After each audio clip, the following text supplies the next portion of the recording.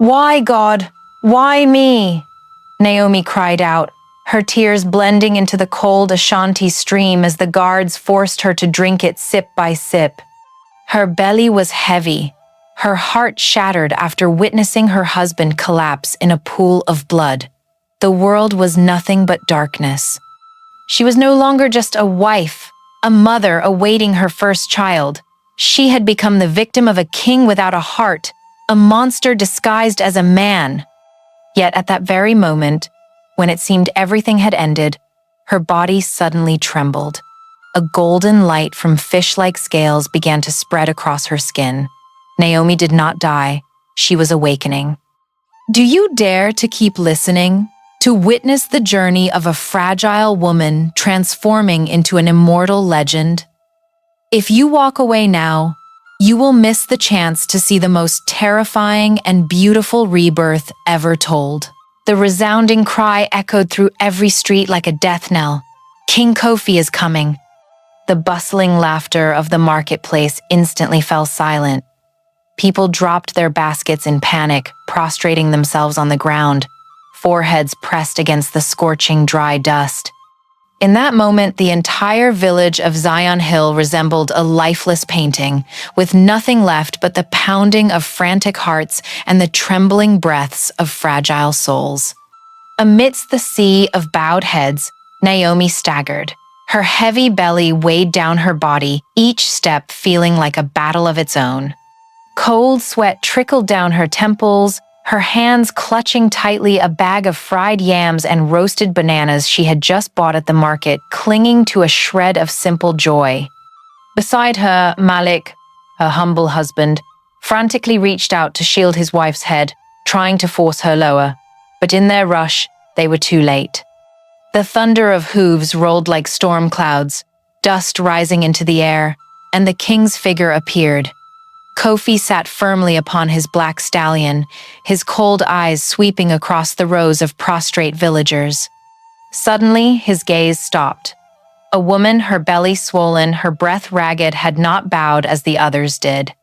Beside her, a man strained with all his might to shield her, as if daring to resist the heavens themselves. In that instant, even the wind in the village seemed to cease. Every heart seized in suffocating dread. Kofi's face darkened.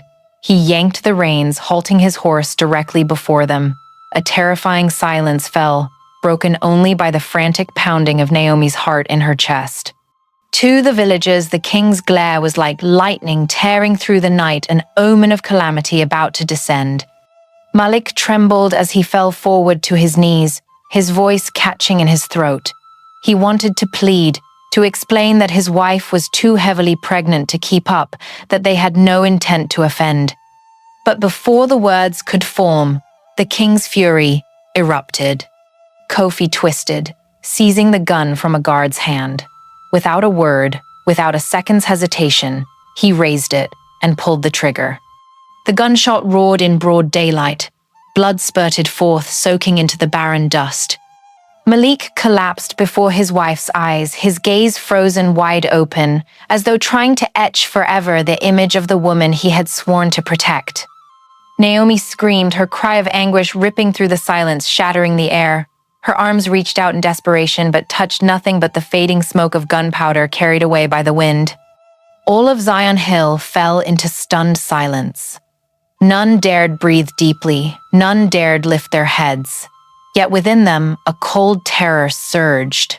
They had witnessed an innocent man executed for bowing a moment too late and a pregnant woman condemned as sacrifice to the arrogance of the throne.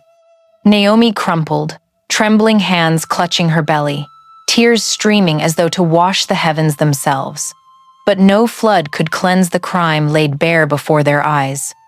Without another word, Kofi lowered his gun and turned to his guards. A merciless nod that was enough. 2 burly soldiers lunged forward, seizing Naomi. She screamed, struggling like a bird with torn wings, but the weight of her unborn child and the agony of loss left her body nearly paralyzed.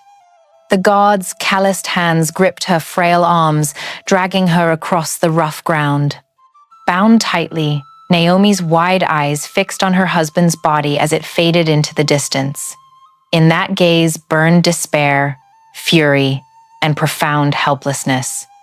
Every scream broke apart in her chest, leaving only the relentless pounding of a heart ready to burst. The villagers stood frozen, watching. Some lowered their faces in silent tears, others whispered through trembling breaths, "He will take her to the Ashanti, the river of fate, where no one returns the same." The name of that river Ashanti was passed down like a curse. It was said that whoever was submerged in its waters would lose their soul forever, becoming a wandering ghost trapped between two worlds. And now, Naomi, the woman carrying a new life within her, had been chosen as the sacrifice. Dragged along, she turned her head one last time. Malik's face had stiffened in death, yet his eyes remained wide open, as if still trying to follow her.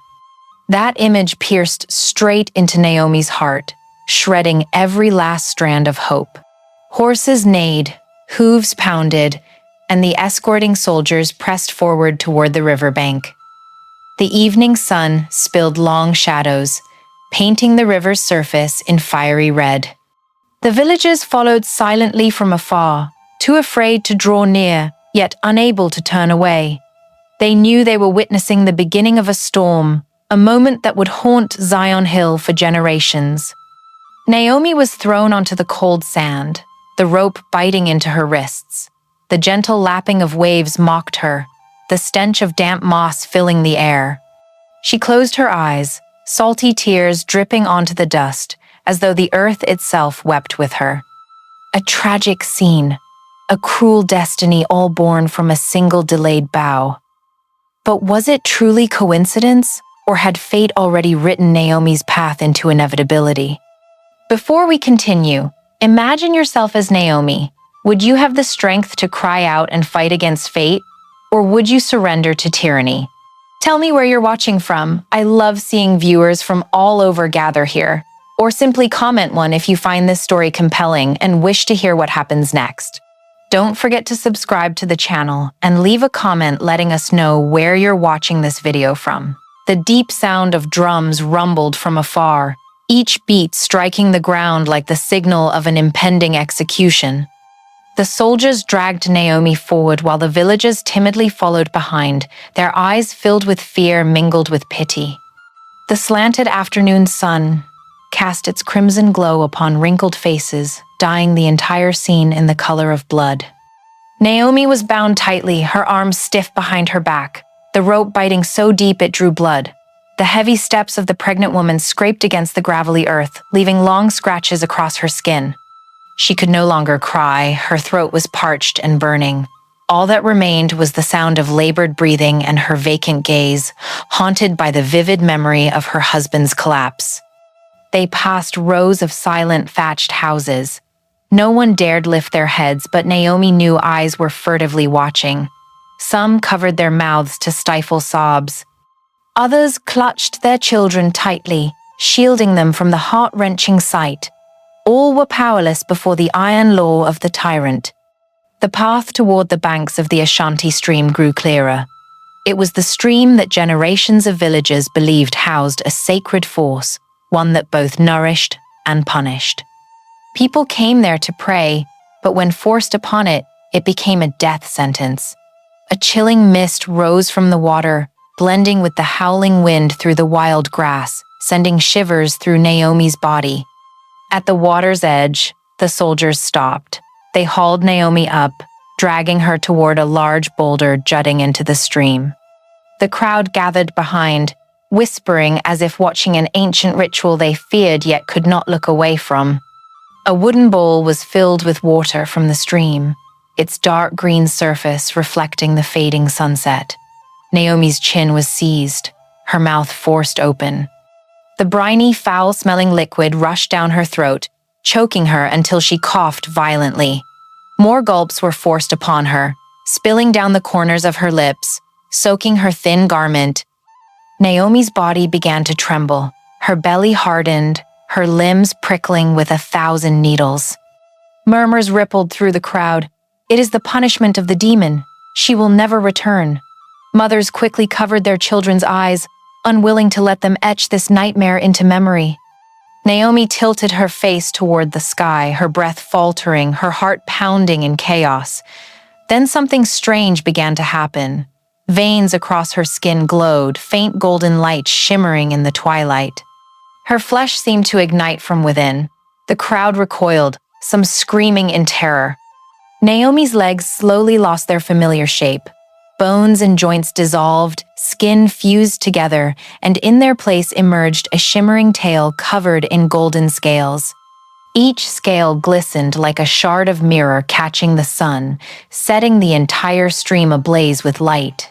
The villagers held their breath, unable to believe their eyes. Naomi no longer had the strength to resist. She collapsed, half her body submerged in the water, the other half pinned upon the boulder. In her delirium, a voice echoed not from outside, but from deep within her mind. "You are the daughter of the sea. You do not die, you are reborn." The whisper resounded like crashing waves, like thousands of droplets uniting as one. It not only soothed her pain, but also unlocked a hidden door of destiny. Naomi's eyes fluttered closed, her body exhausted, her breath weakened, her consciousness fading. Yet her form still glowed like a lighthouse in the descending night. The crowd recoiled in fear, some falling to their knees in whispered prayers for forgiveness. They knew they had witnessed something far beyond human understanding. In an instant, the surface of the Ashanti stream churned with strange whirlpools, as though an invisible hand stirred its depths. White foam burst forth, mingling with the shrieking wind that sounded like the curse of a god.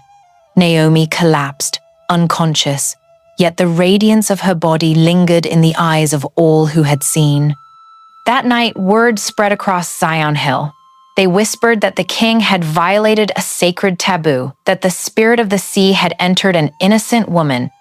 From that moment on, the fragile peace of the village dissolved. Some believed Naomi was dead, her soul swept away into the depths of the stream. Others swore she had become a goddess of vengeance, a mermaid clad in golden scales, destined to return for justice. Children trembled as they clung to their mothers, while the elders gazed silently toward the palace, their eyes heavy with ominous foreboding. As for Kofi, the cruel king, he cared nothing. To him, it was nothing more than a spectacle, a display of the throne's absolute power.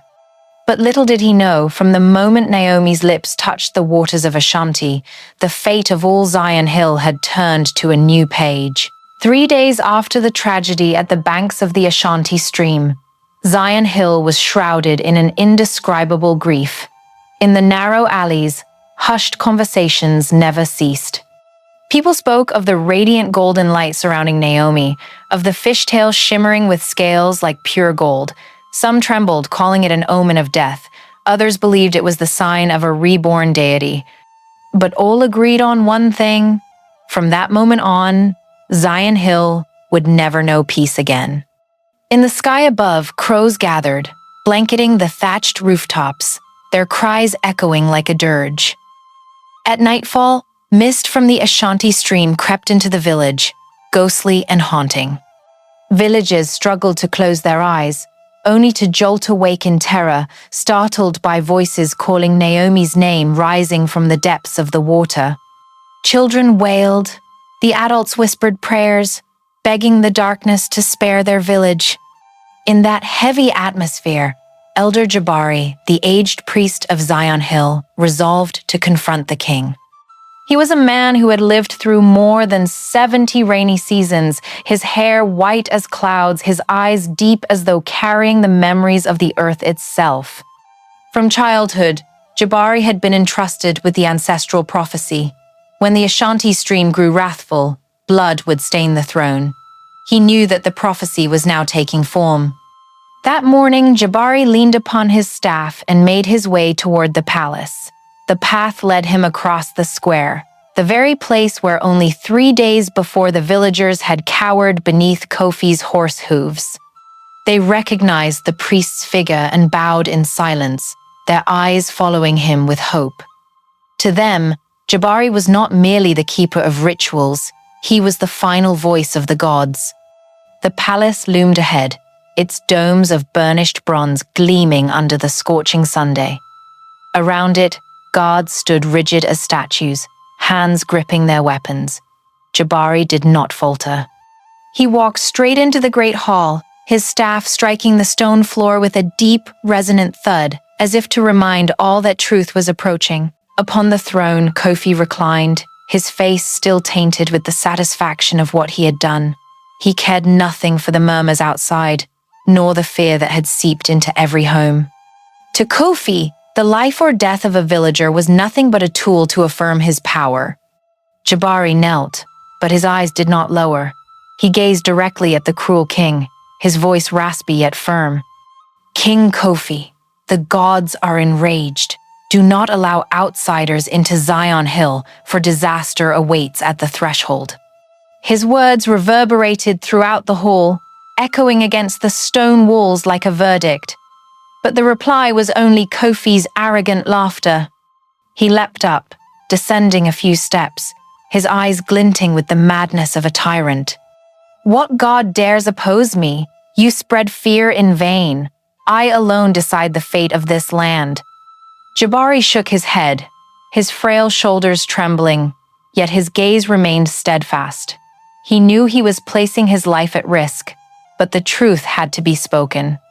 When the wrath of the Ashanti rises, not even your throne will save you. Do not scorn the omen, for the blood of the innocent cries out from beneath the waters.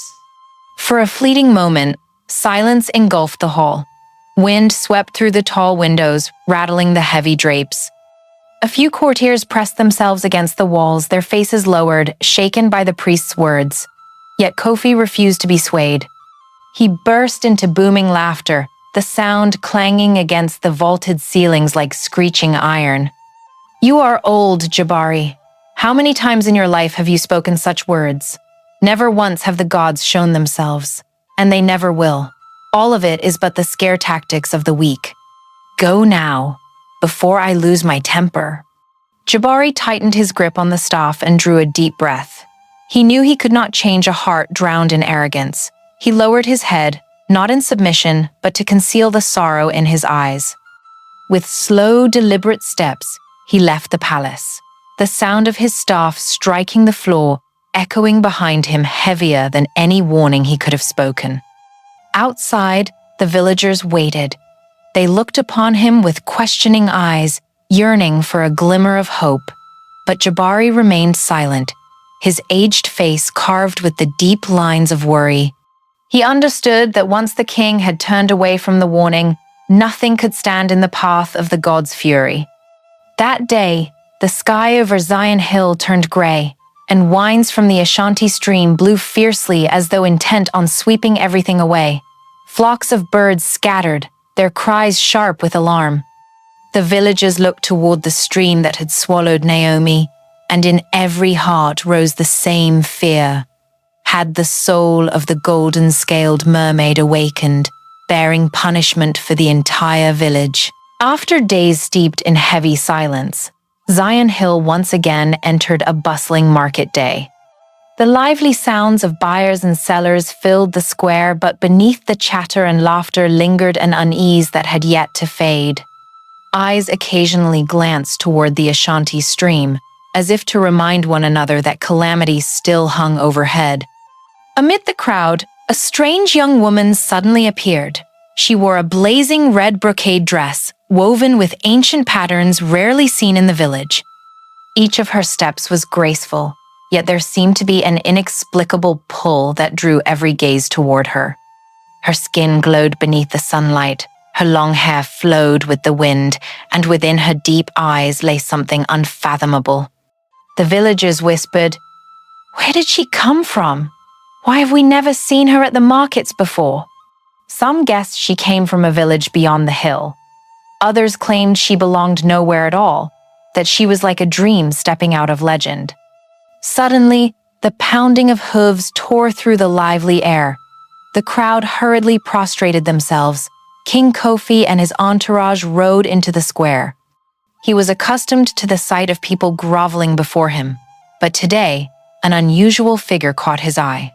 the young woman in radiant red among the kneeling masses Amari. Kofi tightened his reins, his eyes blazing as if beholding a priceless treasure. He dismounted, approaching with eyes fixed solely on her. His guards surrounded the scene, but Amari stood still. She did not bow, nor did she show fear. She looked directly at Kofi, calm, as though she had long awaited this moment. A tense silence fell. The villagers held their breath, knowing that a single wrong gesture could spark a massacre. Yet the unexpected occurred. Kofi did not grow angry. Instead, he laughed a laugh dripping with possession. With eyes glinting with desire, he declared, "From this day forth, Amari shall be my new wife." The entire square froze. Within the palace, the three queens, upon hearing the news, immediately objected. They could not believe the king would brazenly bring a stranger into the harem, shattering the already fragile order. But Kofi paid them no heed. A single cold wave of his hand silenced every word of protest. Amari did not hesitate. She calmly stepped toward the royal escort, her eyes still alight, carrying something both mysterious and defiant. Not a trace of fear, not a single tear. It was as if she knew the path she was walking and felt no tremor before throne or blade. The villagers watched quietly, their hearts overflowing with questions. Who is this woman? Why could she stand before the king without fear? Was it mere chance courage, or did she conceal a greater secret within her? That night, in the palace, the three queens sat in silence as Amari entered.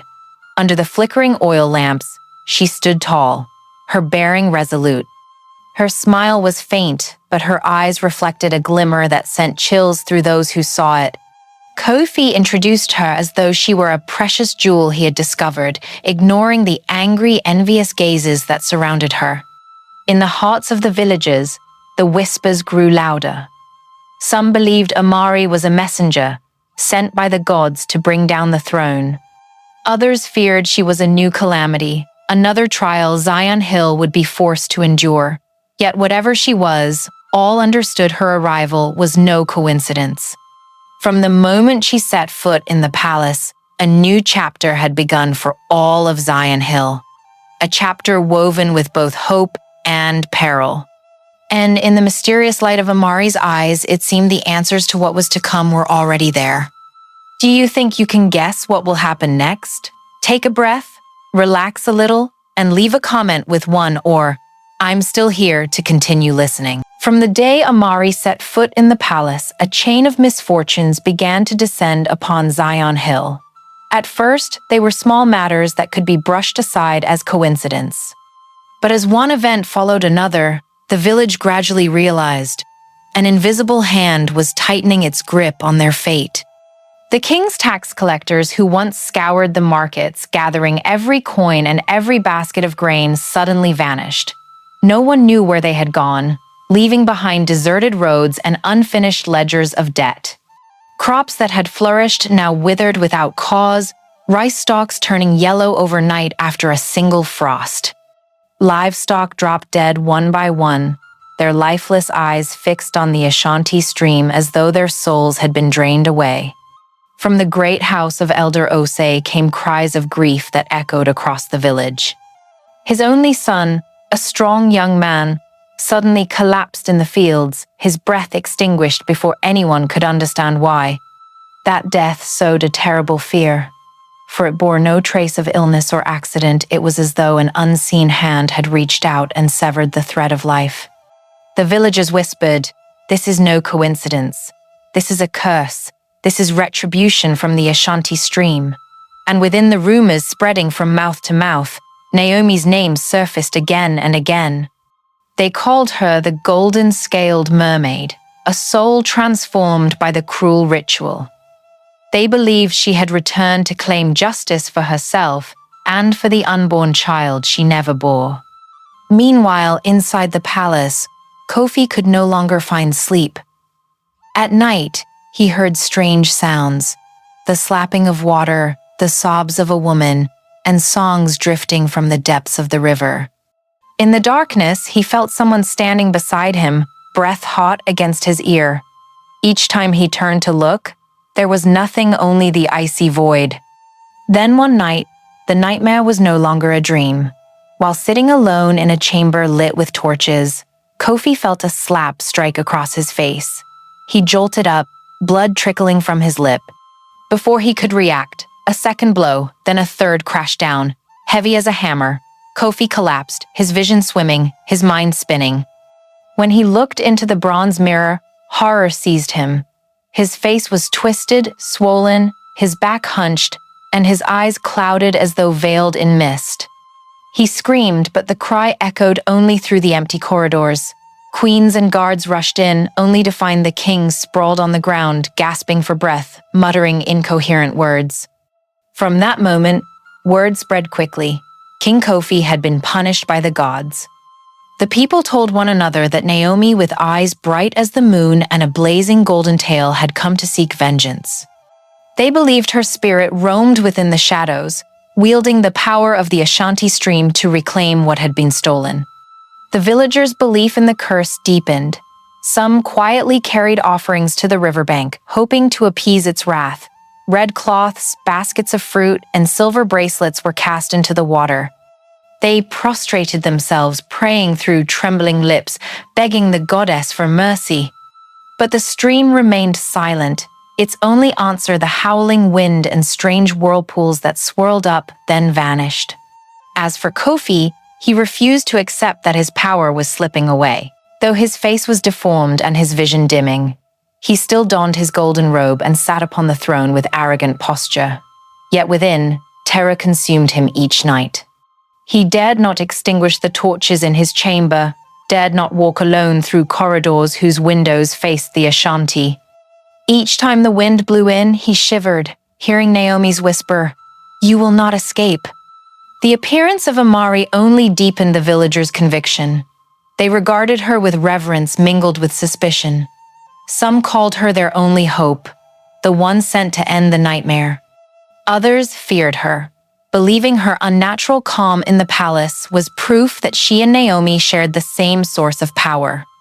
Those wary eyes soon turned into conviction that the curse of the stream was unfolding, and Amari was but a piece in the gods' game. Zion Hill descended into chaos. Fear, hatred, and fragile hope tangled together like a black cloud looming above every head. In the shadows, Kofi muttered to himself, his trembling hand caressing his deformed face. This is only a dream. Only a dream. But deep down, he knew retribution had begun, and no throne could withstand the fury of the gods. As King Kofi sank deeper into decay, his body deformed and his mind consumed by fear, another movement began beyond the palace walls. Amari, the strange girl clad in the blazing red brocade dress, gradually distanced herself from the dazzling luxuries of the throne, choosing instead to step into the poor alleys of Zion Hill. She chose to blend with the suffering crowd rather than live among the treacherous silks of power. The old market, where the villagers had so often trembled and bowed as the king passed, now bore witness to something extraordinary. Amari walked quietly among the stalls. She studied each weary face, the calloused hands, the tired eyes, the endless worry for daily bread. An old woman trembled beside a basket of withered apples, not a single customer stopping. Nearby, a frail child in ragged clothes clutched an empty basket, gazing up at the crowd with pleading eyes. Amari stopped. She gently clapped her hands twice. The soft sound seemed too fragile to pierce the marketplace din, but immediately, a miracle occurred. Shoppers suddenly halted, reaching into their purses and finding a few extra gleaming coins inside. Joy spread across their faces, and none could resist the impulse to buy a few apples from the old woman. In an instant, the basket once ignored became the center of attention. One after another, people queued up, pressing coins into her trembling hands, coins they believed had been gifted from nowhere. The old woman was overwhelmed, her hands shaking as she gathered each silver piece, her lips mumbling thanks without pause. When the basket was emptied at last, tears of happiness streamed down her wrinkled cheeks. Not only she, but other vendors too suddenly found their goods sold out. Wares once unsellable vanished into eager hands. The child with the empty basket now held it full of food, shared by passers-by. Laughter, gratitude, and joyous cries rang across the Zion Hill market. The villagers looked at Amari with astonishment. They whispered and called her the bringer of blessings. Hands reached out to touch the hem of her dress, hoping a bit of luck might linger. And indeed, wherever Amari walked, the air seemed to glow, wholly different from the dark, heavy sky that had loomed over Zion Hill in recent days. But the strangest thing was not the miracles themselves. It was the light that flickered in Amari's deep eyes, a gleam reminiscent of the golden radiance once shining from Naomi's body by the Ashanti stream. Those who were perceptive swore that when Amari smiled, within that smile lingered the shadow of Naomi, the woman who had died yet still haunted the fate of the village. Some whispered that Amari and Naomi were bound by the river of destiny, that the soul of the golden-scaled mermaid had never left but had merely found another form to continue her mission. Was Amari the extension of Naomi's hand, a living proof that justice had not vanished, that the gods still watched over Zion Hill? Rumors spread quickly. Children clasped hands and ran to the market just to glimpse Amari pass by. Adults quietly laid red cloths before their doors, hoping she would walk past and leave behind a blessing. In the shadows, prayers multiplied and Amari's name became entwined with salvation. Meanwhile, within the palace, Kofi's decline worsened. Hearing that the villagers were praising Amari, he grew furious, yet he did not dare punish her openly. Even the guards and some of the queens had begun to believe in her extraordinary power. They no longer looked upon Amari as a mere slave chosen by the king, but as a living symbol, an embodiment of what all Zion Hill awaited. Amari, however, remained serene. No words of boast, no claim to be a messenger. She only sowed smiles, sowed hope, letting her small miracles ripple outward. But deep within her eyes, that strange gleam was not only the light of blessings, it held a distant sorrow, a memory of the Ashanti stream's tragedy. For Amari knew these miracles were not only gifts, they were preparations for a far greater storm yet to come. My dear viewers, stay with us for the next part that will leave you in awe. Take just a second to like this video, subscribe, and leave a comment below letting me know where you are watching from and what time it is for you. It is always wonderful to see people joining us from every corner of the world. One sweltering morning, as the sunlight poured down on Zion Hill like golden blades, Kofi decided to appear before his people. After days of being haunted by nightmares and invisible slaps, he yearned to prove he was still king, that the throne had not yet faltered. In blind stubbornness, Kofi draped himself in a robe, embroidered with golden thread, placed a lofty turban upon his head, and rode a black stallion straight into the market. That day, the Zion Hill market was more crowded than usual. Villagers displayed their goods, laughter and chatter mingled with the savory smoke of food. But when the king's silhouette appeared, the air tightened into silence. Men quickly bowed, women clutched their children to their chests, and frightened children hid behind their mothers' legs. All prostrated themselves, but in the furtive glances they cast upward, reverence was no longer whole. Kofi sat tall upon his horse, convincing himself he remained the center of power. Yet, he did not notice that behind him, Amari walked quietly among the crowd, her eyes blazing, following his every movement. She spoke no word, but her presence alone gave the people courage. Suddenly, the wind rose. Not an ordinary breeze, but a chilling gust sweeping from the Ashanti River, coursing along rooftops and market stalls. Cloth banners whipped violently, baskets of fruit toppled, dust whirled into the air. Kofi's black horse panicked, shrieking, rearing high, then collapsing to its knees. The crowd shuddered. In that chaotic moment, the king's turban flew off, landing in a puddle of filthy water.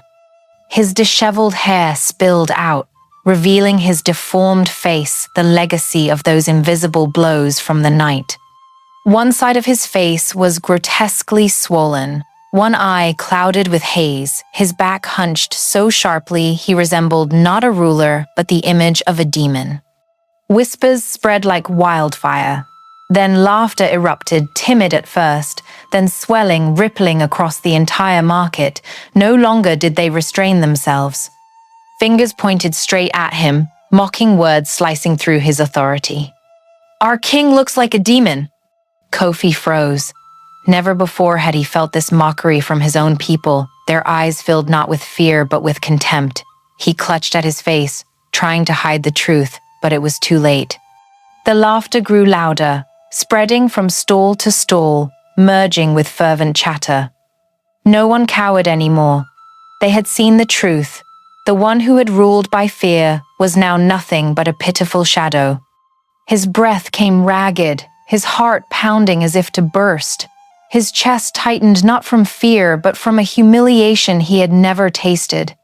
For the first time in his life, he was no longer above, but beneath, mocked in the center of the crowd. Years of authority shattered in an instant.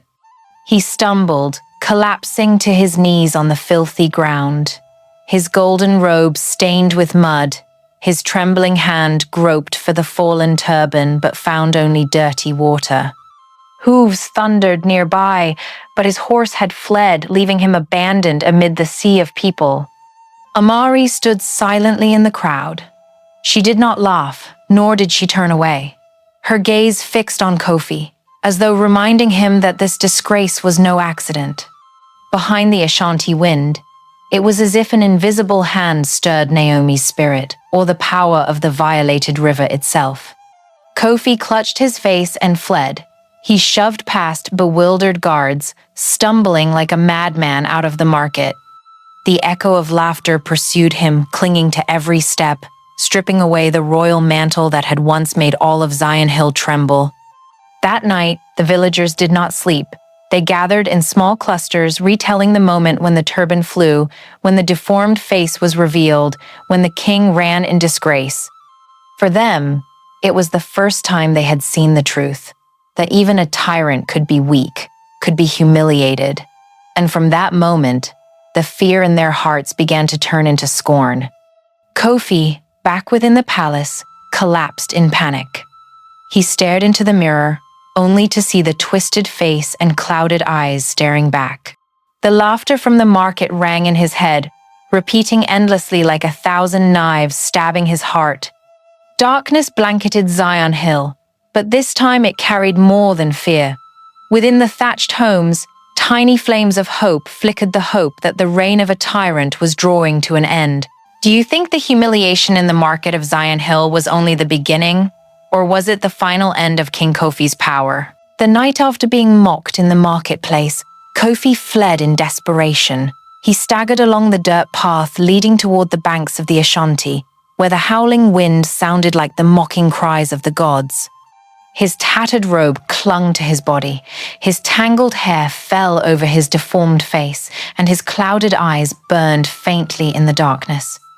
No entourage, no guards, no kneeling crowds remained. Only a solitary figure trudging heavily toward the river that had long haunted him. An old hut emerged in the night, tucked beside a thicket of reeds. A faint fire flickered within, like a dim beacon for a lost soul.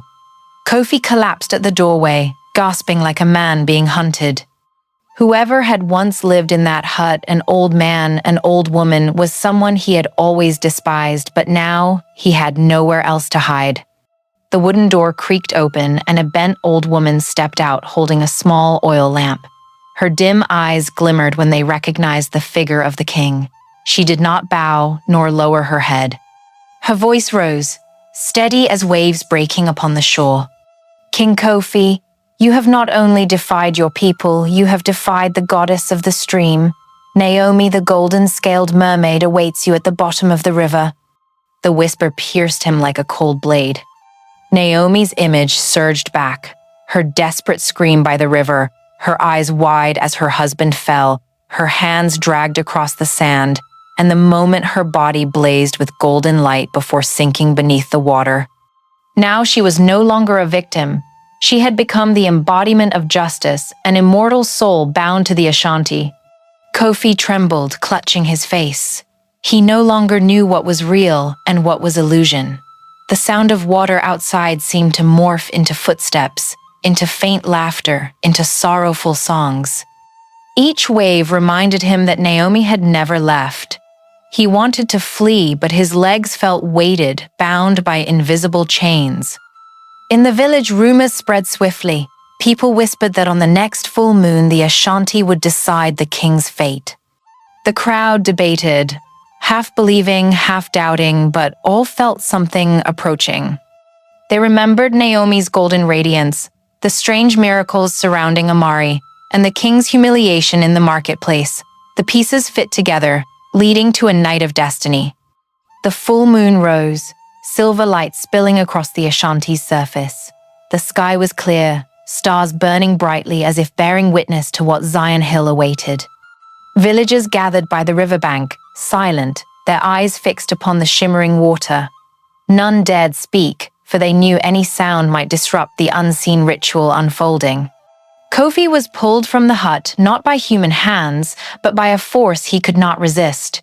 He walked like a sleepwalker, his robe whipping in the night wind. The old woman followed with her oil lamp, her wrinkled face heavy with sorrow, a reluctant witness to fate. At the riverbank, Kofi dropped to his knees. He looked into the water, and for a moment the reflection staring back was not a twisted wretch. In the silver waves he saw Naomi, her hair dripping wet, her eyes blazing, her golden scaled tail shimmering in the moonlight. She did not speak, but her gaze was enough to make him tremble. It was the gaze of truth, of pain, of justice. The Ashanti rose around him, encircling his body. The wind wailed, tossing his hair, swallowing his choked cries. He tried to scream, but the sound vanished, leaving only frothing white bubbles. From a distance the villagers watched, fear and awe entwined. Was this the moment the throne itself would be swallowed by the river? Amari appeared by the bank, silent in the moonlight. Her eyes glowed with a golden gleam, reflecting the swirling waters. Some swore they saw Naomi's face overlap with Amari's, merging into one. Were they ever truly separate? Was Amari the extension of the mermaid's hand, the bearer of blessings and of judgment? The waters suddenly grew calm. Kofi vanished from the earth, leaving behind only ripples widening across the river's surface. The villagers froze, speechless. Then, from the wind, a faint song arose, sorrowful yet commanding, like a lullaby from the sea. They knew Naomi had spoken. At dawn, Zion Hill awoke in silence. There was no king, no shouts, no brutal tax collectors, but in every heart lingered a question. Had Kofi truly been devoured by the river, or merely imprisoned beneath its depths, waiting to return one day? And Amari, would she continue to bestow blessings, or become the messenger of vengeance to complete the curse? Darkness slowly lifted, and a new sun rose over the skies of Zion Hill, yet the echoes of that fateful night still lingered in the hearts of the villagers. They did not know whether Kofi had truly vanished into the depths of the Ashanti, or whether he was merely being held there, awaiting a greater judgment. The question had no answer, but in the villagers' eyes flickered a glimmer of hope, that tyranny would one day be repaid, and that justice, though delayed, would always find its way. The story of Naomi, the golden-scaled mermaid, and Amari, the bringer of blessings, was not merely a legend of a single village, but a mirror reflecting life today. It reminds us that no power can endure when built upon fear and bloodshed.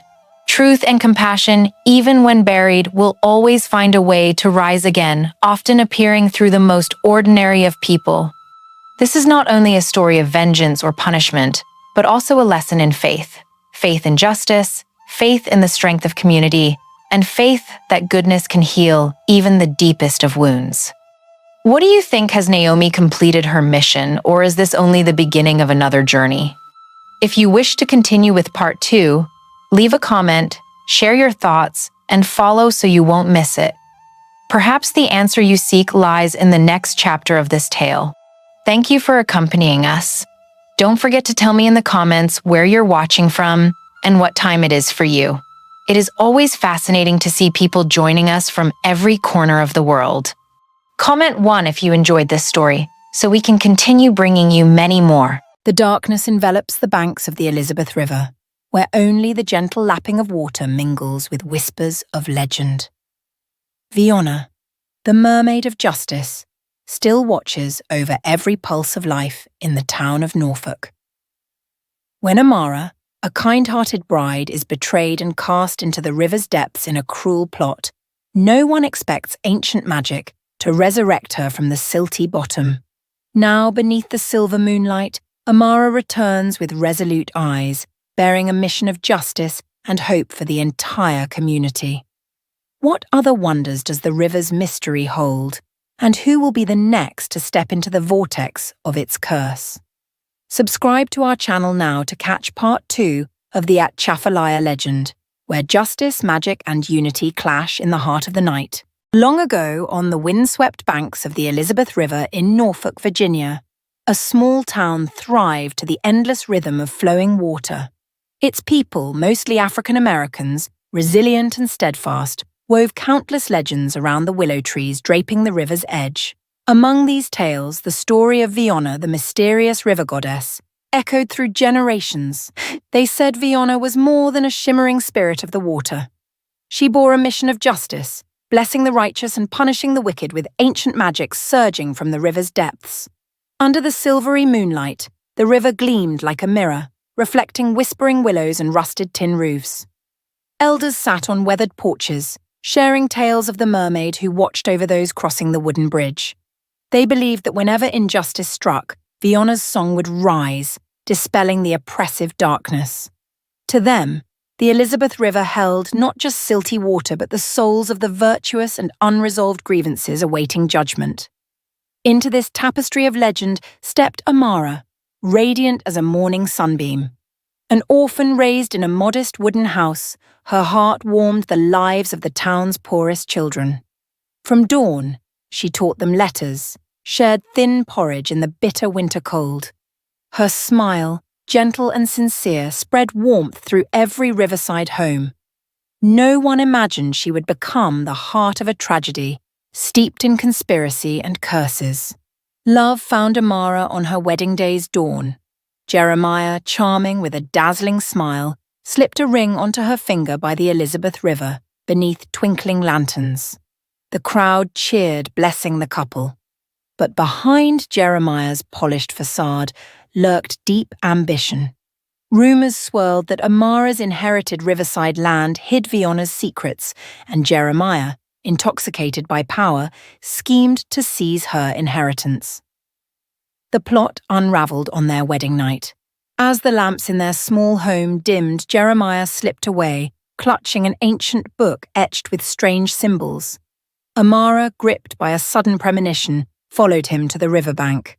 Under the moonlit willows, she saw him muttering incantations, tracing swirling patterns in the water around a small altar. The river churned violently, as if resisting his dark sorcery. A sound pierced the silent night, heralding a brutal trial ahead. Instead of explaining, Jeremiah resolved to conceal his scheme.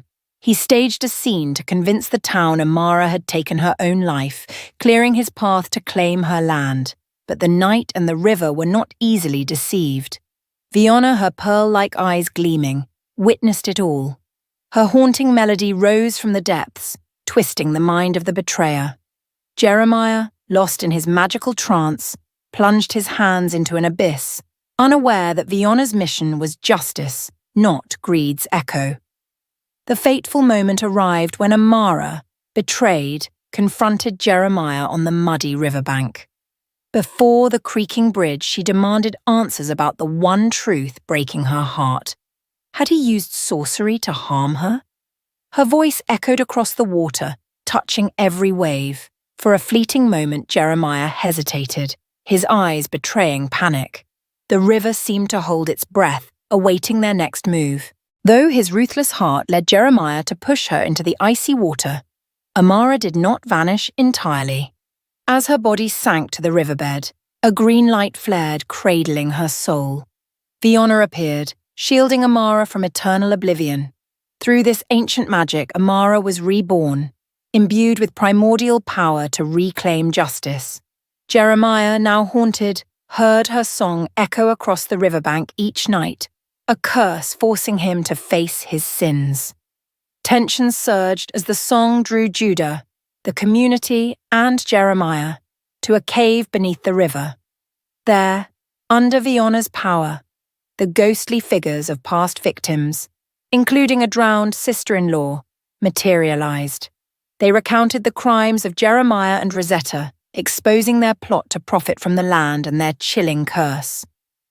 Amid this spectral sea, Jeremiah fell to his knees, confessing his wrongs. His words rang like arrows of justice, shaking the cave as a whirlpool of green light ensnared him in Viona's radiant cage. At dawn, Amara emerged from the marsh, a glowing gem in her hand, a new symbol of justice. The community, once distant or deceived by Jeremiah, knelt in apology and gratitude. They witnessed Viona's miracle, transforming the river's once dark shrine into a charter of justice. A night of thanksgiving unfolded by the marsh, with Amara leading the village in praising Viona and kindness. Traditional African-American hymns soared, linking past and present, igniting an unbreakable spirit of unity. Yet deep within the river, Viona never rests. Before retreating to the depths, she left a prophecy. Your child will be a new light, facing a secret deeper than any curse. The waves lapping the shore beckoned, calling Amara and the community to continue unraveling the second Atchafalaya mystery. What lies ahead? Subscribe to our channel, share this tale, and leave a comment about the moment that moved you most. Amara was a gentle haven amidst the silt-laden scenery along the Elizabeth River. Born into a poor family, raised in a simple wooden house, her eyes always sparkled with a desire to pave a future for countless deprived lives. Her youth was tied to warm sunlit afternoons, sitting at a rickety wooden table, teaching orphaned children their first letters. Her laughter echoed through the village like morning rays, warming even the most barren hearts.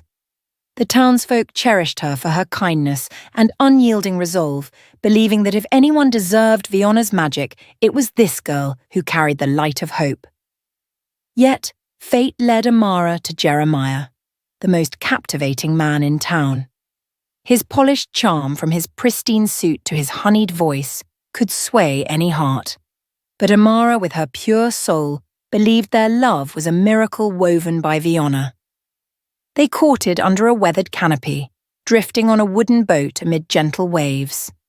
Jeremiah whispered sweet promises of a plentiful future by the serene river. Amara smiled, convinced she had found her peaceful harbour, where her heart belonged. Their wedding unfolded on an autumn afternoon, the sunset gilding the Elizabeth River's surface. The community gathered on the banks, banners vibrant, gongs resonating with applause and blessings. Amara, in a pristine white gown, stepped onto the wooden bridge, hand in hand with Jeremiah, certain she had found her final haven. None suspected the darkness lurking behind the groom's charming smile. In Jeremiah's mind, love was overshadowed by a simmering ambition.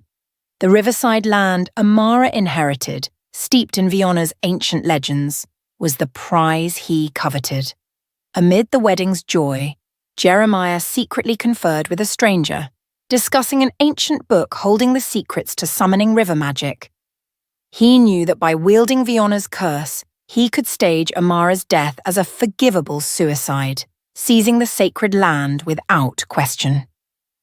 From gazing adoringly at his bride, Jeremiah's eyes turned cold, sharp as a poisoned blade. The wedding's glowing ambiance, lit by red lanterns casting shadows on drooping willows, morphed into a tragic scene as calamity loomed. Amara, who believed love could conquer all prejudice, was unaware of the ruthless plot. As she knelt at the silt altar to honour Viona, tears welled in her eyes, never suspecting that her radiant morning smile could lead her into a storm of curses Jeremiah had conjured from the marsh's depths. That sacred land, a repository of prophetic justice, now became the target of his greed, gleaming in the heart of a villain. As night fell, the whispering willows bridged the darkness, and Amara stepped into a tragic dead end, oblivious to the peril. Jeremiah, once cloaked in charm, revealed his cunning nature, crafting a cruel betrayal that pierced deep into the silty riverbed. The curse stirred. Fiona's whispers lingered, awaiting a soul kind and brave enough to shatter the night of ambition. In that moment, Amara would awaken from her enchanted dream of love, facing a brutal truth to revive the faith that underpins all miracles. Dear viewers, grab a glass of water, take a moment to relax, and dive back into the story. The twists are just beginning. Please share in the comments where you're watching from and what time it is there.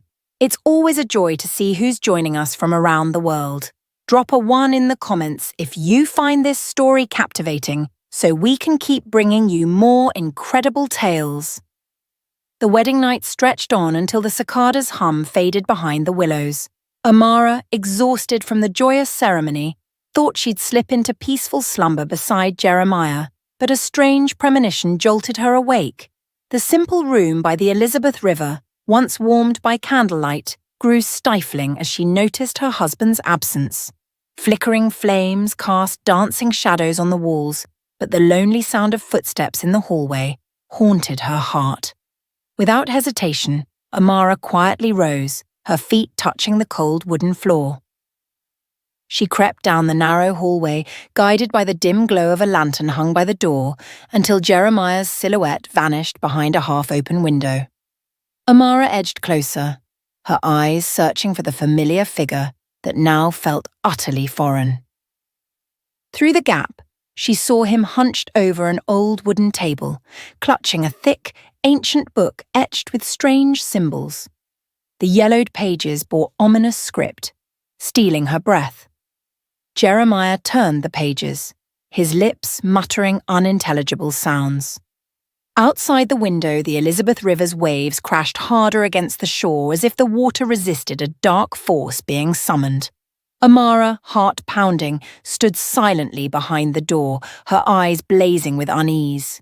She didn't cry out, only watched the man she'd just vowed to love, now consumed by ancient sorcery.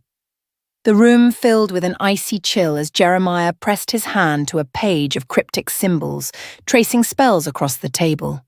The wind outside swirled through wall cracks, carrying whispers woven with the moon's faint glow. Under the moonlight reflecting on the river, Amara glimpsed a small boat drifting lazily, as if poised for a curse ready to awaken. Her heart tightened, realizing he was wielding river magic, spoken of only in fearful whispers by the elders, to enact a sinister plot. Standing motionless by the door, Amara steadied her breath, stepping lightly to avoid creaking floorboards. She retreated slightly to catch more of Jeremiah's murmured incantations. He lifted his face, his eyes glinting with ruthless cunning, then bent back to his chants, heavy with the scent of silt. The moonlight through the window illuminated the book, its time-worn script glowing, revealing to Amara that this was no mere superstition but a disguised murder plot cloaked in a curse. The more she heard of the incantations, the heavier the air grew, like an invisible net constricting her heart. The river outside churned violently, waves crashing as if crying out for the river's wronged spirits. The usually gentle Elizabeth writhed, eager to sweep away anything defiling its kindness. Amara, her heart aching, stepped back outside. Beneath the night sky, the wind tugged at her dress, but she stood firm, clutching her thin shawl. At the pivotal moment, Amara knew she must act to stop Jeremiah's cruel plan. Yet beyond fear, the pain of realizing the man she trusted was ready to destroy her for ambition cut deeper. She stepped toward the riverbank, her shawl streaked with wet silt and salty breeze, her eyes fixed on the small wooden boat, where Jeremiah might be plotting to drown her and stage a suicide.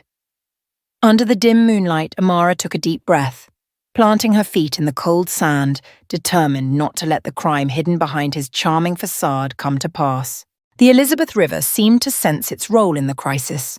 Flickers of ethereal green light danced on the water's surface, prompting Amara to look up. The silt shimmered, waves sang in rhythm with her heartbeat, urging her forward. She began to sing softly, her voice echoing through the night, defying the raging waves.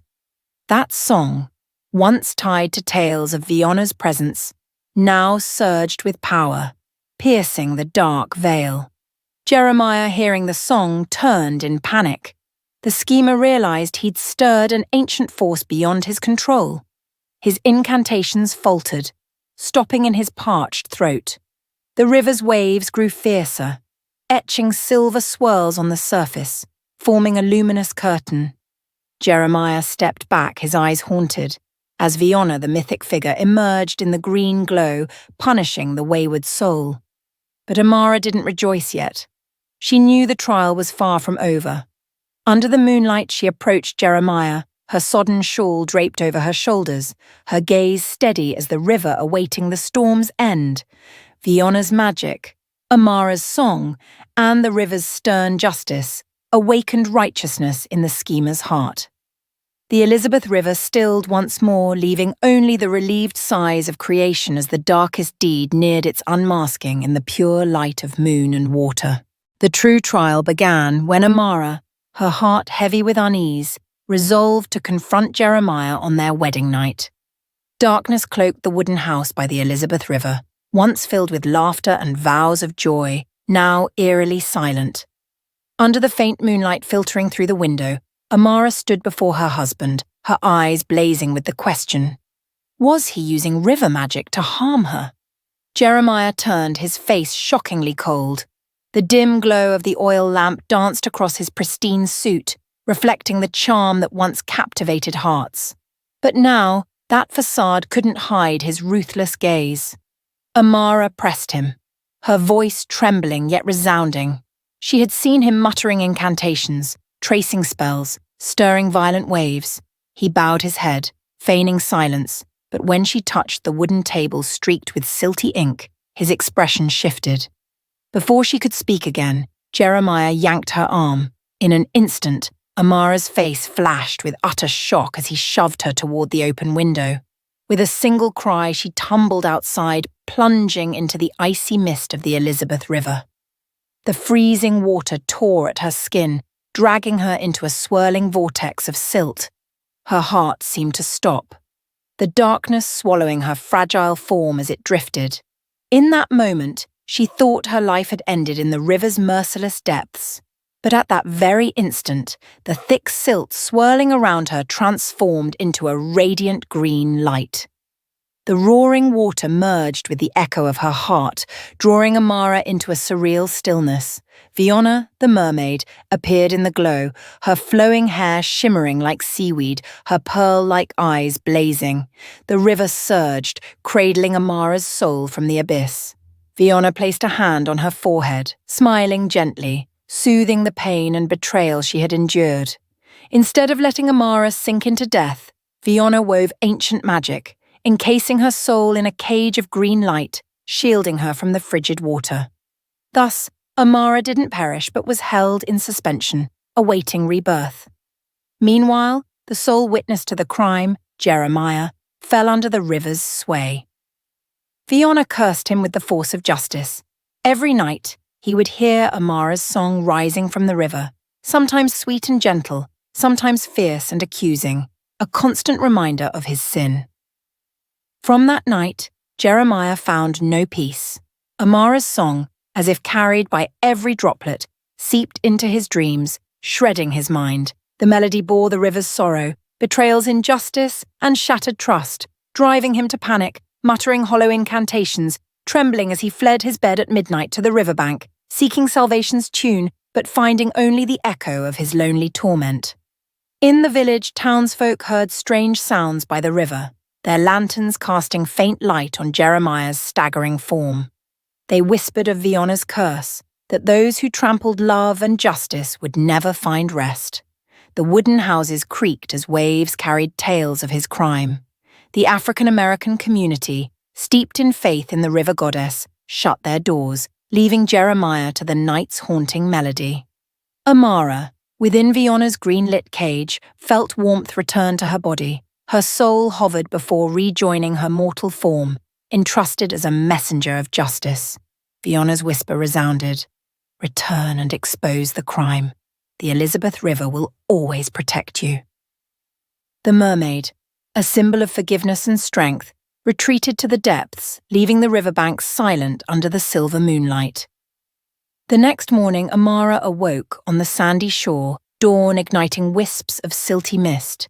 She sat, dazed, her hands still scented with briny water, her lashes damp. Her heartbeat returned, pulsing with a fiercer zest for life. Though her body bore traces of the ordeal, her spirit refused to yield. She rose, her steps unsteady but resolute, heading toward the wooden house, where Jeremiah surely cowered, haunted by her song. In the misty dawn, Amara returned to the village.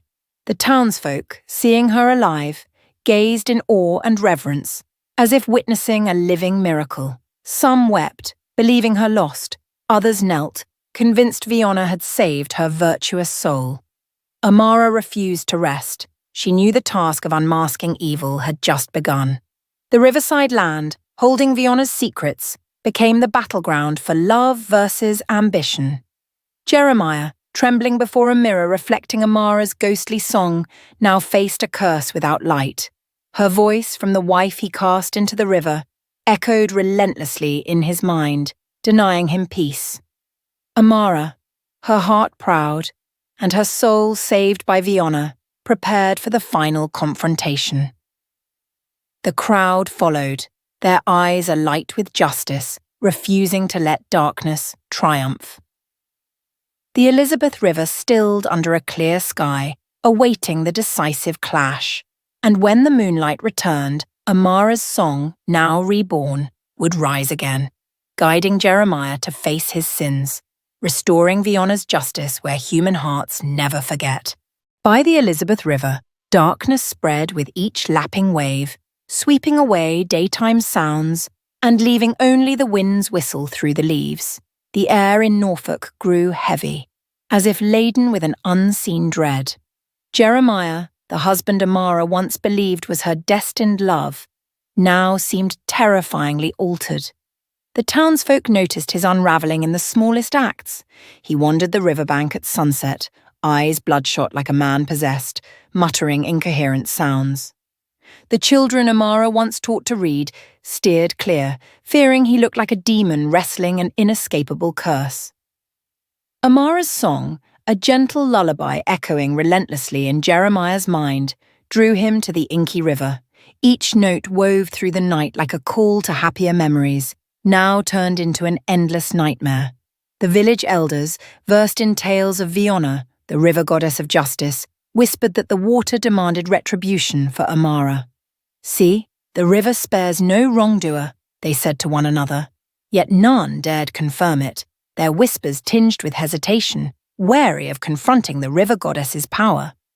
As time passed, the signs grew unmistakable. Jeremiah often abandoned his home, returning only in the dead of night. He was seen under moonlight, staggering by the water, muttering as if calling a name. His eyes, like glowing embers, chilled anyone who met his gaze.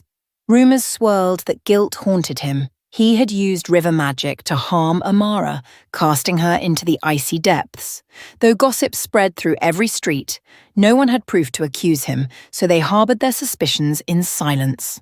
While Jeremiah grappled with his nightmare, the small riverside community began questioning Amara's disappearance.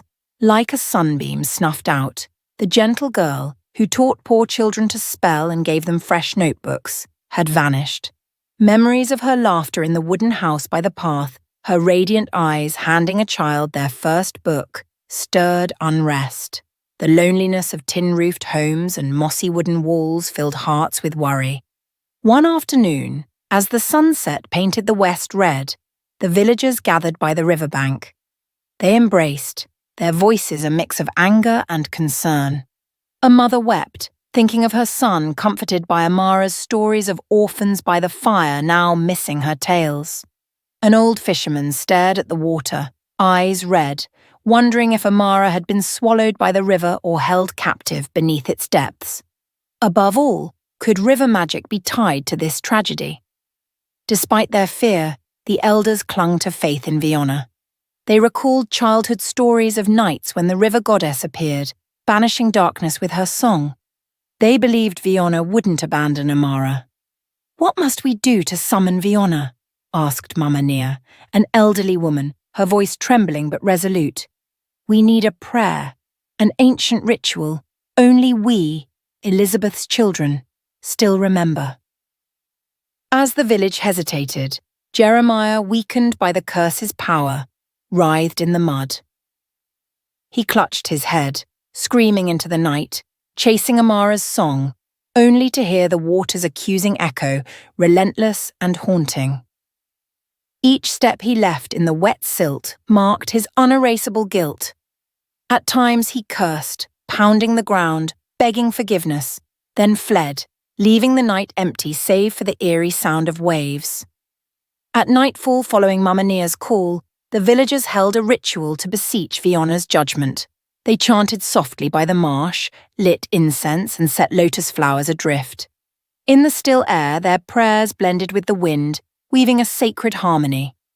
Suddenly, a radiant green light flared on the water, twinkling like stars descending. The crowd shuddered as a gentle song rang out, lingering like a soothing promise. "Amara, I have not forsaken you." The light spread, enveloping the riverbank. The song recalled the crime but also sparked hope. Jeremiah, in his panic, looked up into the glow, his eyes flashing as if struck by lightning. He saw Amara's reflection on the water, her gentle smile fading into a sorrowful gaze, whispering, "Sin cannot hide beneath the river."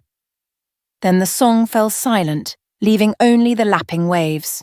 After that sacred moment, the riverbank stilled. The villagers stood, eyes teary but trusting. They knew Amara wasn't lost. She lingered somewhere in the river, guarded by Viona. Jeremiah, facing his guilt, would find no peace until he paid his price. Fear of the dark vanished, for the river's justice had awakened in every heart. Amara's heart, wherever it was, surely felt the community's unity. Her soul hovered in the briny water, yet her heart beat with joy.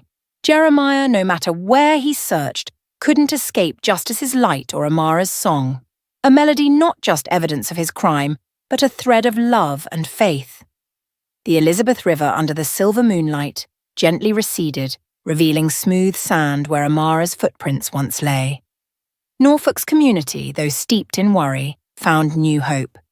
Justice would not bow to darkness, and love, though tested, would always find its way back. The battle between greed and kindness was unfinished, but the villagers were no longer alone. They knew beneath the silty water Viona, the mermaid of justice, watched every breath, ready to protect pure souls like Amara and punish those who dared cloak evil in love's name. Jeremiah could no longer endure it. Amara's song, though only in his mind, pierced his heart like a blade with every note. Under the silver moonlight glinting on the Elizabeth River, he staggered toward the cave submerged deep beneath the water. A place untouched by light, filled only with damp silence and the stifling breath of the underwater realm. Bowing his head, his clouded eyes reflecting the moon's golden glow, he loathed himself, whispering that he couldn't live with that haunting melody. Each step sank into wet mud, silt clinging to his boots, as if the river's fierce waves gathered a formidable force, urging him to face its justice. The cave loomed before Jeremiah like a pitch-black curtain, its wide mouth awash with half-murky, half-clear water, hid secrets slumbering in the depths. His head throbbed, sweat beaded on his brow, his lips muttering pleas for the river goddess's mercy. But the more he begged, the more Amara's song repeated its relentless cadence. He stepped into the cave, water engulfing his knees, chilling him to the bone. Droplets fell from the ceiling like the slash of a blade through silence, weaving a chilling symphony. Jeremiah raised the ancient book, flipping for a counterspell, but his lantern's flickering light only illuminated silt-covered rock walls. His shadow wavered on the still water, then shattered, ethereal images rising on the surface ahead. First came Amara's form, her white wedding gown now stained with silt, her eyes gleaming like pearls in the abyss. Her song echoed through the dark space, startling Jeremiah into a stunned recoil. Amara's spirit, empowered by Viona herself, gazed at him not with resentment, but with gentle sorrow. Each fleeting blink pierced Jeremiah's soul, forcing him to confront his indelible sin. "I'm here," her voice whispered faintly, yet enough to make Jeremiah whip around. He flailed to dispel the spectre, but Amara's form only shimmered in the water. The cave's water surged, mystical green rays spreading across the stone walls. Amara's spirit drifted closer, her silent steps rippling the surface, her hands reaching toward him as if to embrace the sinner. In that moment, Jeremiah's heart constricted, shame surging fiercely. He gasped, trying to justify himself, but no words came. In the damp darkness, Amara's spirit did not relent. She drew nearer, her glowing eyes filled with pain and a thirst for justice. Jeremiah, trembling, fell to his knees, hands clutching his head, the cold water scouring his skin like a reminder of his naked crime. Amara's song turned mournful, resounding through the cave, echoing off mossy rocks. Jeremiah screamed, his voice choked. "Please forgive me! I swear I'll pay for my sins!" The cave answered only with rushing water, crashing against the walls like an unforgiving verdict. His confession broke through the heavy air. He had planned to kill Amara on their wedding night, using river magic to stage her suicide and seize her sacred, inherited land. He recounted tracing spells, weaving incantations through the silt, and smiling with calculation as Amara drew her last breath in his scripted tragedy. Each word gleamed like a dagger, cutting into the heart of anyone who heard. Amid his confession, Jeremiah didn't know that a group of village children had crept to the cave. These children, once nurtured by Amara's love, her free lessons by the river, her fairy tales, her hopeful eyes as she handed them fresh notebooks, were drawn by the desperate song and his guilty words. They stared, too scared to cry aloud, listening in silence. Every doubt and rumour crystallized. Amara hadn't taken her own life. Jeremiah was the villain who cast her into the river. The children quietly climbed the bank, racing through the willows, carrying the shocking tale. As dawn broke, they recounted Jeremiah's confession to the villagers. At first, their stories seemed like childish tales, but as details aligned, the village couldn't ignore them. Skeptical glances turned to fiery outrage. Some wiped their brows, others embraced, weeping.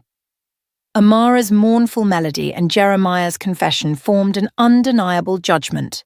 The villagers surged to the riverbank where winds swept through drooping willows. They found the cave and Jeremiah's traces, silty spell marks on the rocks, the ancient book discarded in the water. The soft lapping waves whispered justice, evoking Viona's legend. At dawn's first light, Jeremiah was brought before the community. His eyes, red from sleeplessness, bore deep remorse. Before the children, elders, and those who once cheered his deceit, he knelt, hands trembling, grasping silt-stained earth. Amid countless eyes of rage and hope, Jeremiah repeated his confession. He had used river magic to harm his wife, staging a false suicide. He begged forgiveness, but his pleas fell into an endless abyss. The Elizabeth River lapped gently, affirming Viona's just verdict. The villagers didn't turn away. They stood united, their strength solidified. Jeremiah was led to the cave for confinement, where the echoing song would forever remind him of his crime and justice. When Amara, her soul preserved by Viona, reappeared before the community, her face glowed like a new dawn. The villagers fell to their knees, chanting the river goddess's name. The children, eyes sparkling, sang traditional African-American hymns, extending the tale of justice and kindness. The Elizabeth River under the sun grew calm again, but its silty depths held the power to protect pure souls like Amara and punish evildoers like Jeremiah, those who dared use treacherous magic to erase love and justice. As the sunset faded behind the willows, casting a melancholic golden hue over the Elizabeth River, the villagers began to gather. The crunch of their footsteps on wet sand mingled with the gentle lapping of waves. The children, eyes gleaming and voices trembling, recounted the moment they overheard Jeremiah's confession in the cave beneath the river. They spoke of the ancient book, the profane words echoing among stalactites and rushing water, and the anguished song calling Amara's name, a haunting memory that refused to fade. Each tale deepened the village's suspicions, spreading from every home to every doorstep. No one could dismiss the truth before them. Amid the fervent whispers, Mama Nia, the elder with misty white hair and eyes deep as an abyss, listened silently to every story. She had heard her father speak of Viona's legends, of ancient rituals to summon the river goddess's justice. As the waves harmonized with the children's accounts, she knew the time for action had come. She lifted a smooth stone from the shore, placing it beside a small ceramic bowl filled with wildflowers and incense, then raised her hands to the clear sky, an ancient rite to call Viona. The villagers fell silent, their eyes fixed on her, reverence and hope blending into a sacred atmosphere. Mama Nia began her prayer, her voice resonating over the waves. Viona, goddess of the Elizabeth River, watch over us, punish those who sought to destroy love and justice, and restore truth for Amara's soul. Under flickering candlelight, wisps of incense curled skyward, mingling with the twilight mist. The willow breeze shifted, as if the river answered. In an instant, the Elizabeth River churned violently, waves crashing against the shore as if accepting the plea. The tranquil flow turned into a chaotic dance of silt and foam, evoking an invisible, yet mighty power.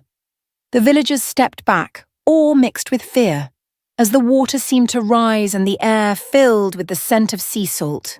Before their eyes, on a mossy boulder near the bank, words began to glow like lightning.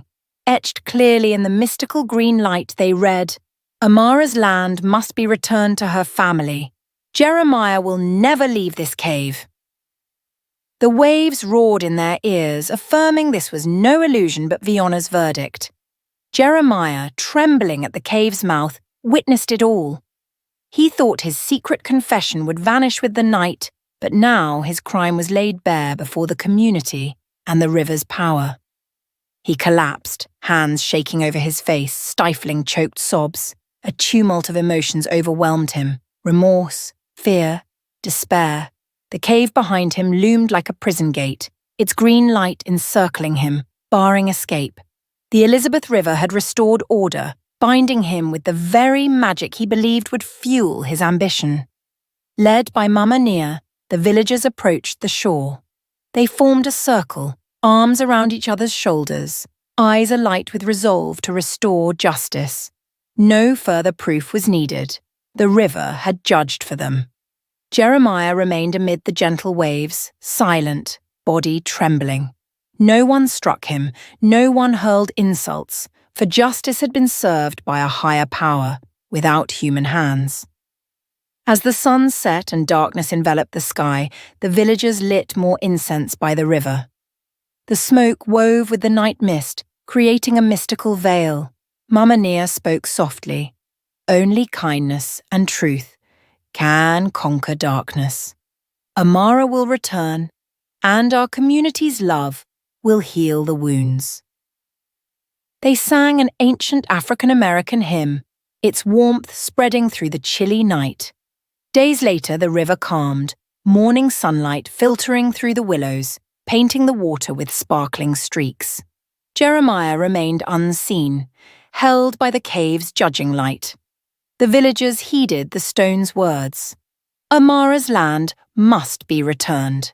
They knocked on the wooden house's door, delivering the deed and belated apologies.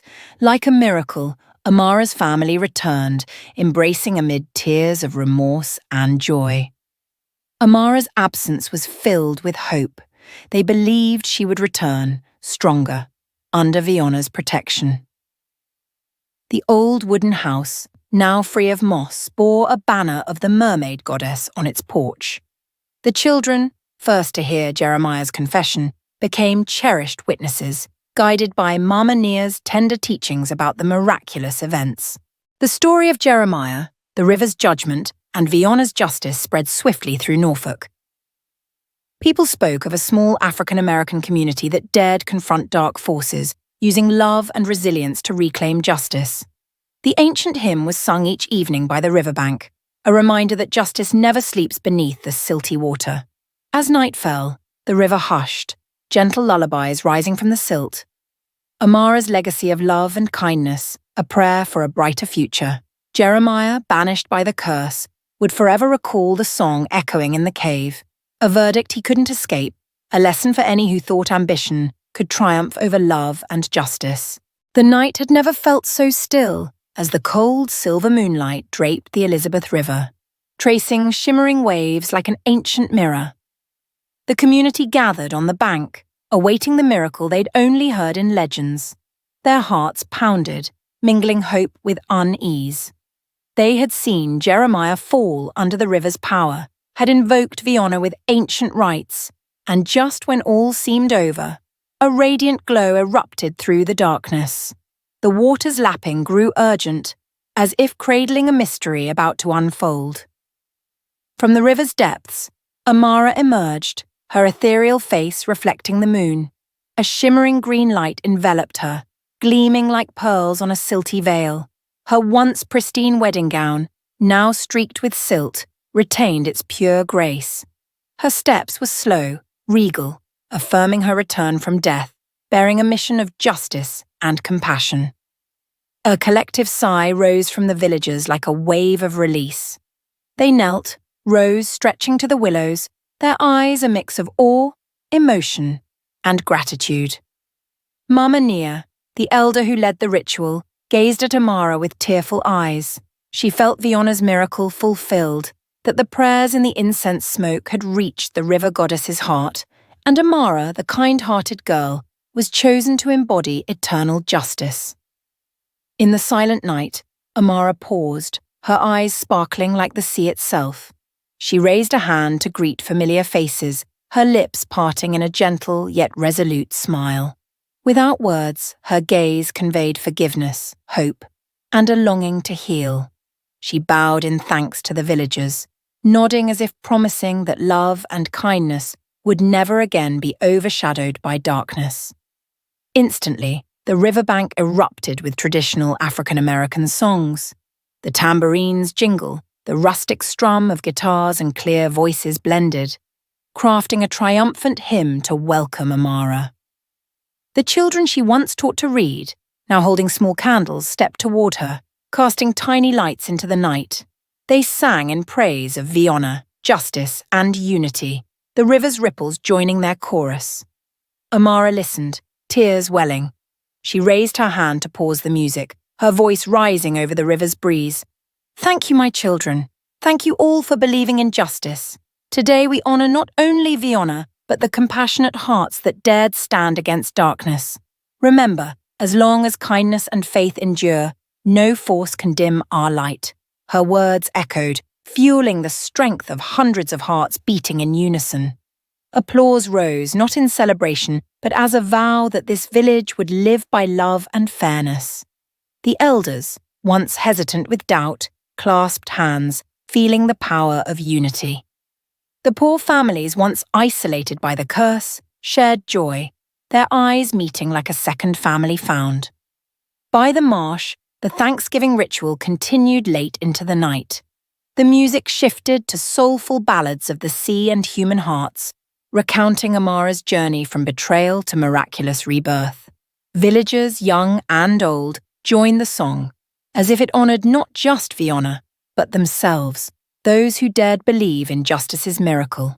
In a quiet moment, Amara slipped through the crowd to the water's edge. She knelt, her hands grazing the river, sending ripples across its surface. The mystical green light glowed around her, Fiona's blessing embodied in each droplet. The river answered with lapping waves, reminding the village that justice and kindness would forever flow, never running dry. As the ceremony closed, the villagers departed under a radiant dawn. They saw Amara standing on the sandy shore, wind tossing her hair, her face like the moon in its prime. She turned, waved, then walked slowly into the village, back to the small wooden house etched with sweet and painful memories. That night, the river's chill lingered, but in every heart the light of justice and compassion burned brighter than ever. Under Norfolk's sky the next day, Amara and Fiona's story spread far and wide. People shared tales of the miraculous rebirth, of love and justice's power. The Elizabeth River's legend was no longer just a fireside tale, but a living testament that when light and justice unite in human hearts, all darkness fades. In the days following the Thanksgiving ceremony, Amara's name echoed through every corner of the Elizabeth River's banks. The water returned to its serene flow, ripples gently caressing the silt, yet the villagers' hearts still carried the lingering resonance of miracles and justice. Jeremiah, who had crumbled under Fiona's judgment, remained bound in the damp cave where his confession and Amara's haunting song once rang. Everyone thought the story had ended, but fate still hid one final secret within the stone, awaiting the community's faithful hands to uncover. One early morning, Mama Nia, the wise elder who led the revival ritual, resolved to enter the cave with a few brave souls to clear the remnants and seek any lingering sacred relics. They carried a bowl of spent incense ash and wildflowers, stepping over rusted moss and silt-streaked rock walls. Dawn's light slipped through stone crevices, glinting off the pooled water on the cave floor, each droplet sparkling. As Mama Nia bent to pick up a smooth stone, her hands trembled upon finding a pearl, radiating a faint, mystical glow. The pearl, flawless and shimmering with deep sea green, was unlike any silt on the shore. Etched on its surface were swirling letters, Amara, and a brief radiant prophecy. The kind shall live forever, the wicked shall pay with their own greed. The villagers' gasps followed their hurried steps inside. They gathered around Mama Nia, eyes wide with wonder, as if the pearl were a mirror reflecting fate. She raised it to eye level, its teal glow illuminating her weathered face. Her voice, warm and steady, declared, "This is not merely a gift from Fiona, but a reminder. The river not only punishes the unjust, but shelters the righteous. Amara deserves to live forever in our hearts." The villagers fell silent, a fire of faith igniting within them.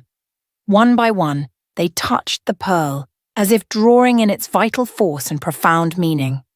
The children once basked in Amara's kind gaze, now shouted her name, affirming the prophecy's truth.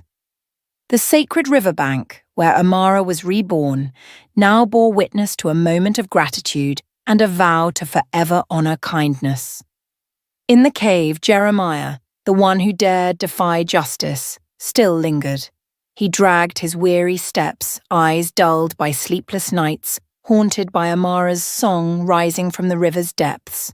Each note beckoned him to confess his sins, each melody a shield denying him peace.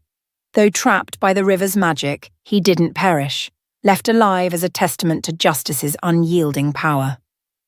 At night, when the village slept, Jeremiah heard the song swell from the darkness. Its haunting beauty tormented him, sometimes soft and tender, sometimes a roaring rebuke. He clutched his head, eyes wild, shouting in delirium, then stumbled deeper into the cave, seeking escape from the nameless nightmare. The cave, with its glowing pearl, became his eternal dwelling, a prisoner of the pain he sowed. The next morning, the villagers gathered on the bank, passing the pearl under the rising sun. Their eyes met, brimming with renewed faith. Mama Nia placed the pearl on a boulder near the shore, carving a small wooden plaque. Here, Fiona bestowed the pearl of justice.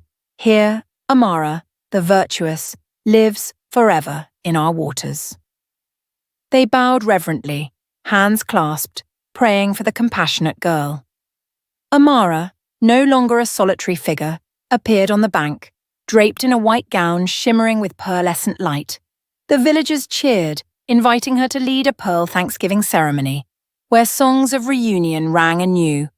African-American hymns soared with rustic guitar strums, recounting the path from greed to compassion, darkness to hope's light. Amid flickering candlelight, Amara gently lifted the pearl, her eyes reflecting the dancing flames. She embarked on a new journey, guiding the community to protect the sacred land, reminding them that only kindness and steadfast faith could nurture love and justice. The pearl, Fiona's gift, continued to glow through seasons of rising waters, a promise of a radiant future. Jeremiah, punished yet alive in the cave, heard the song nightly, slowly realizing his greed had made him a prisoner without escape.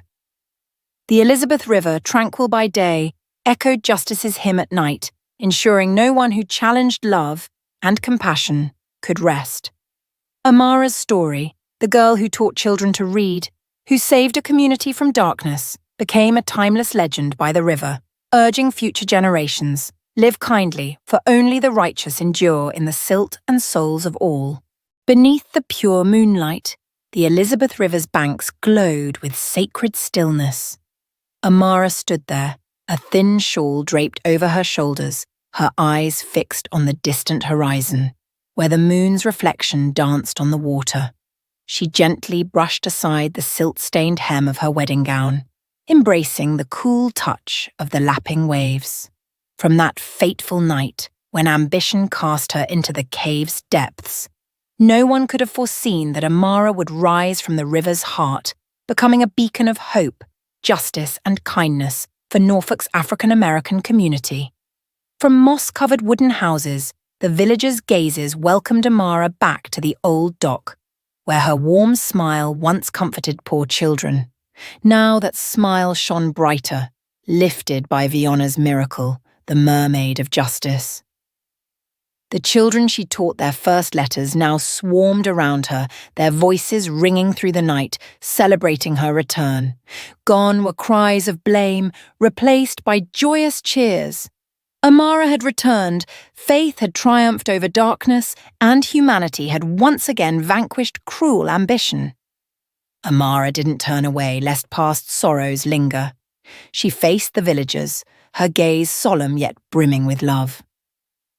Without a loud word, a gentle raise of her hand invited them to light oil lamps along the riverbank. Hundreds of tiny flames flickered under the moonlight, crafting a mystical scene reminiscent of ancient festivals. Each shimmering light lined the curving shore, tracing a radiant path from a tragic past to a vibrant future. Mama Nia, the elder who led the ritual to summon Fiona and spoke the prophecy of the Pearl of Justice, stood beside Amara once more. She smiled warmly, placing a frail hand on Amara's shoulder, affirming that justice had never faltered. All eyes turned to the pearl bracelet laid along the bank, a symbol of the truth. The kind shall live forever, the wicked pay with their greed. That pearl found in the damp cave sealed the tragedy with resounding applause. In a solemn moment, Amara bowed her head to thank Fiona. She whispered inwardly, "Thank you, Mermaid of Justice, for granting me light and life." Then she looked up, her proud smile blooming like a wild lily, igniting faith in every onlooker.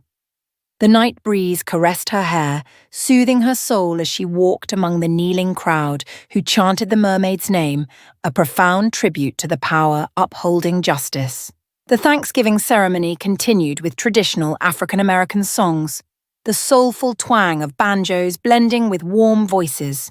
The villagers sang "O River, River Calls," reminding each other that the Elizabeth River flowed not only with silty water, but with faith and humanity. Each verse carried longing for Amara, joy at her return, and hopes for a united future free from envy and greed. As the night waned and thin mist rose from the shore, Amara and the villagers lit small lamps in white water lily bowls, flowers that, like them, had thrived in darkness to bloom amid water. They placed the bowls along the path to the wooden bridge, forming a stream of light leading to a small riverside chapel. Beneath its rustic eaves, Amara paused, gazing at the starry sky as if hearing Fiona's whisper, "I am here, never forsaking those who are worthy." Yet deep in the river, where light couldn't reach, another secret simmered. The water silently mirrored the moon and bridge, guarding whispers from the silty depths. Some claimed that, with careful listening, Fiona's call, gentle yet majestic, hinted she would soon send another to deliver justice. These whispers urged the villagers to stay vigilant against greed and to extend their tale of kindness. Amara, standing at the community's heart, felt the weight of her mission. She was more than a betrayed bride or a resurrected soul. She was a bridge between the world of silt and humanity. She believed that despite future trials, kindness and unity would always find light. Her voice rose in the ceremony's final song, "Hold fast to compassion, so no one endures the darkness I faced. Unity is our strength, and love is the greatest pearl." The Elizabeth River seemed to agree, its waves caressing the sandy shore like an affirmation. Justice and humanity would forever flow, never ceasing. The night's songs and lights wove a magical tapestry, convincing all present that this was no mere legend. It was a journey of hearts, of unwavering faith, etched in silt and carved into every soul. If you loved this wondrous tale, don't forget to subscribe to our channel to journey further with Amara and the villagers, and share it with friends to spread the spirit of justice and kindness. Leave a comment with your thoughts and the moment that moved you most. What challenges await Amara next? Stay tuned for part 2, when the river's secrets unravel and Fiona's magic echoes again along the Elizabeth's banks.